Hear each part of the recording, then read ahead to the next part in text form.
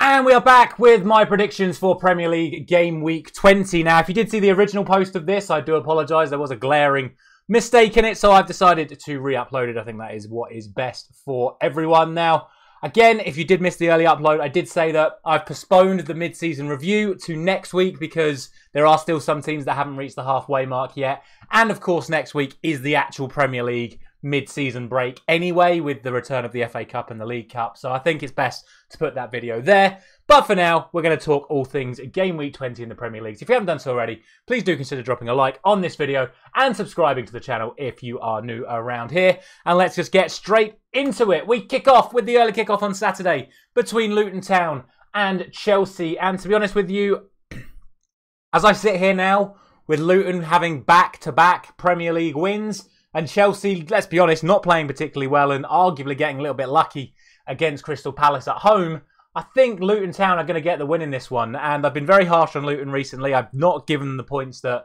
they probably deserved from those last few games in my last set of predictions. So for today, I am going to go for 2-1 to Luton Town. The first of the 3 o'clock kickoffs is between Aston Villa and Burnley. Aston Villa have had a very, very bad week, drawing at home to Sheffield United, then throwing away that 2-goal lead against Manchester United in the game in midweek. However, Burnley have been absolutely battered in their last couple of games. If it wasn't for James Trafford, the scorelines would have been a hell of a lot worse than they actually were. So I think Villa are more than likely to go on to win this one this time out. I don't really see Burnley causing too many problems to Villa defensively. Now that it looks like Pau Torres and Matty Cash are both going to be available for them as well, I'm going to go for 2-0 to Aston Villa.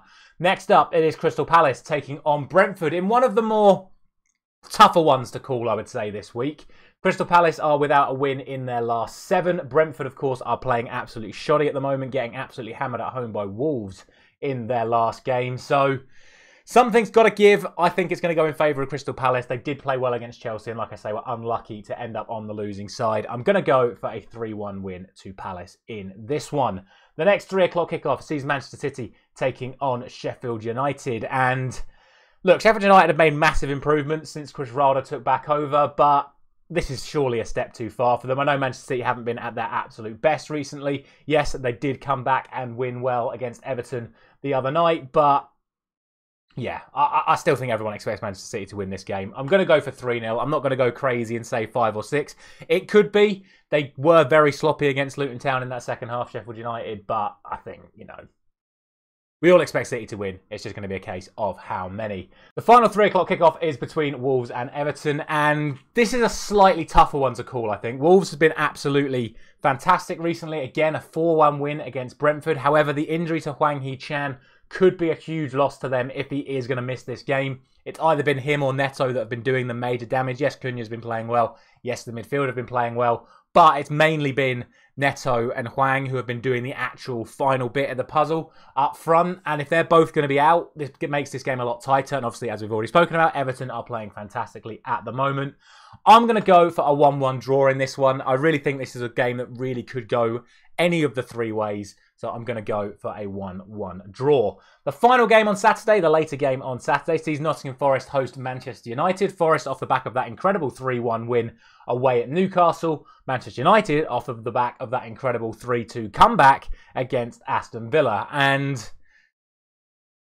I really don't want to put my bias hat on this one. But at the same time, I think Manchester United should win this game. The way they played against Villa, yes, the goals they conceded were horrendous, but that is precisely the point. The goals they conceded were horrendous. For the majority of the game, Manchester United were comfortably the better side and, quite frankly, could have and should have won by more, either by conceding less or scoring more. So I look at this game now and think we should beat Nottingham Forest. So I'm going to go for 2-1, but like I say, that is with the bias hat on.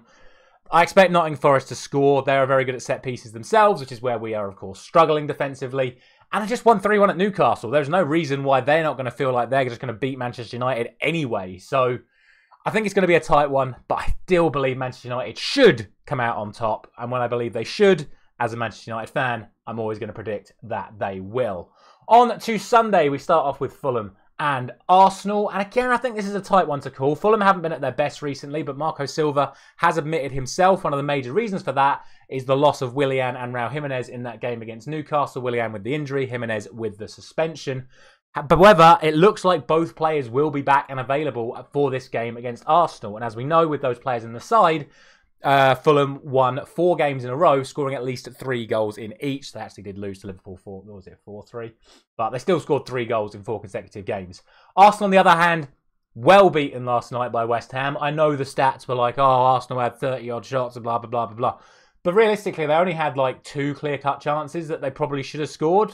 West Ham defended absolutely phenomenally and took their chances like they did against Man United, to be honest, earlier on. So Fulham have sort of seen a model of how to beat Arsenal last night. Can they apply it themselves? I don't think they will. I think they have a style of play that Marco Silva wants them to play, which will make the game a little bit more open. I think in the end, Arsenal will just about edge it, and I'm going to go for a 2-1 win to Arsenal. Next up, it is Tottenham taking on Bournemouth. One of the most informed sides in the league, travelling to Tottenham. Yeah, it can't be denied. Bournemouth are playing absolutely incredible stuff at the moment. Dominic Solanke is arguably the most informed striker in the league at the moment. Tottenham are still flip-flopping in their form. They can perform perfectly one week and then concede 4 goals to Brighton last night. So, I don't know. I think Bournemouth could nick something here, but I just don't think I've seen enough of Bournemouth. And I mean that literally. I've not literally seen enough of Bournemouth to say, right, they're going to go to Tottenham and get a result. I'm going to go 3-2. I think it'll be high scoring. Tottenham look all over the place defensively at the moment. I think Bournemouth can definitely capitalise, and we'll see. But I think Spurs have enough going the other way as well to end up winning the game. Next up, it is arguably the main event of the weekend. It is Liverpool taking on Newcastle in a massive, massive game, which will have connotations, of course, at the top and in the race for Europe. Liverpool start this game as well. They may not start the game as league leaders, but they start the weekend as the league leaders. And Newcastle start the weekend after what's been a really, really rough spell for them. Is Eddie Howe's job under pressure? Their next 3 games are Liverpool, Man City, with Sunderland in the FA Cup in the middle. If they lose 2 of those games, especially if one of them's a Sunderland game, I think Eddie Howe could potentially lose his job. We'll see. I don't think they're going to get anything at Anfield. I'd love to see them do so because, obviously, as a United fan, I want Liverpool to lose anyway, and I'd love to see the gap at the top get shorter. But I do think Liverpool are going to come out on top, and I'm going to go for a 3-1 win to Liverpool. And then finally, it is West Ham taking on Brighton in the final game of the weekend fixtures. The 2 sides that absolutely took it to the North London clubs last night, with their both getting incredible wins against Arsenal and Tottenham, respectively. I think given the fact that West Ham are at home, given the fact that they have played some brilliant stuff and have kept 3 clean sheets in a row, by the way, that is a great achievement for them as well. I think you have to favour them at home to Brighton. I still think Brighton will score, though. I think Brighton have a lot of talent. They very, very rarely don't score in a game. Obviously, they scored 4 against Tottenham last night. So I'm going to go for a 2-1 win to West Ham. I think, like I say, it's going to be a close affair, but that's the way I see this one going. And that is going to be it for today's video. As always, if you haven't done so already, please let me know down in the comment section everything that you think is going to happen this weekend. Apologies for those of you who did already watch this video, but with the glaring mistake in it that has now been corrected.